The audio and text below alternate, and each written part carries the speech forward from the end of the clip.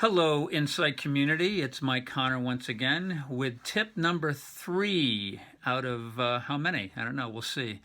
Again, as I mentioned on the previous video, last count, somewhere between 25 and 30 practical tips, tools, and processes from the Insight One. We'll see how many we cover. Maybe you've noticed that I'm not actually doing these in a sound studio. You might have even heard my dog barking in the background in our last tip. So we're going for substance over polish here. I hope you don't mind. Our last video was on the 3 selves, the high self, the conscious self, and the basic self, and how those relate to one another, and how can we create alignment and partnership through those 3 selves, and that when we do, life tends to work really well. And I mentioned that it would really be helpful if I did a tip on each of the 3 selves. So I thought I'd take a look at the high self on this tip, and really speak to how do we connect into our high self, what is our high self, and how can we make our high self available as a practical guide, source of wisdom, and source of support as we go through our lives. I know that I probably almost every day do something to access my high self and ask for some of that guidance, some of that insight.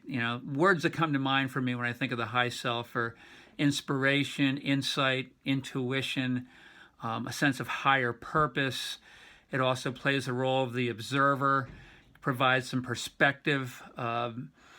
And we work with the high self in the Insight One in the sanctuary, and we actually invite in a master teacher. And there's many ways to access your higher self. Again, in the Insight One, we reference the high self as our master teacher. You might want to think of it as a wise friend, a guardian angel, or by whatever name works for you. Effectively, it's that part of us that seems to be able to lift above the kind of time-space continuum and get that broader picture and give us a sense of why we're here. What's our purpose for being here on the planet? Why does our life matter? And it's also a great source of guidance when we're in a place of making maybe a difficult decision, or going through a challenging time in our life. Not only can it guide us in terms of some of the wisdom when it's hard to see, kind of with a sense of clarity about what the future holds or what decisions we should make, but it also, as you might recall from your sanctuary experience, knows us and loves us unconditionally, knows us even better than we know ourselves. And so it's there from a place of also compassion and understanding, and really seeing the best in who we are, really seeing the love and the light and the truth in terms of who we are. And that's why I find it so valuable to be able to connect with, ask support from, and also gain inspiration from my higher self. And that's my hope for all of you. If you did connect to your sanctuary experience from the Insight One, one of the things you can do is, it might be helpful if you want to, you could reach out to one of the folks at Insight Boston and get the music that we played during the sanctuary. Sometimes playing that music can kind of take you back to that experience and help you to reconnect to your master teacher or that wise friend, and access your higher self.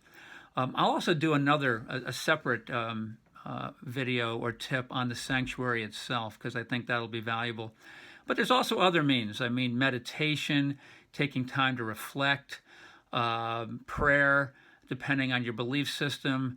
But mostly the high self tends to come forward when we give some time to stepping back from life, looking inside, kind of letting go of the demands of the external world, and taking some time to reflect internally, and then just asking for and requesting that the high self come forward. Again, as I mentioned recently, sometimes they will show up more visually. For some of us, it'll be more in terms of words. Sometimes it's more of a feeling or a sense we get. Kind of trust what works for you. I guess my invitation would be, if you want to take on a little bit of a practice, if you're not already doing it, is see if you can build in some quiet time every day, ideally early in the day, when you can actually just kind of tune out the world, turn away for a period of time. If you want to bring in some soft music, that can work. If you want to do some chanting, that can work. If you want to bring in some of the music from the sanctuary process, that could work. Whatever works for you. And then begin to trust what shows up, and then begin to move on that. And I'll leave you with this. I mean, to me, so many times in my life, through so many of the changes, it has felt so good to know I'm never alone.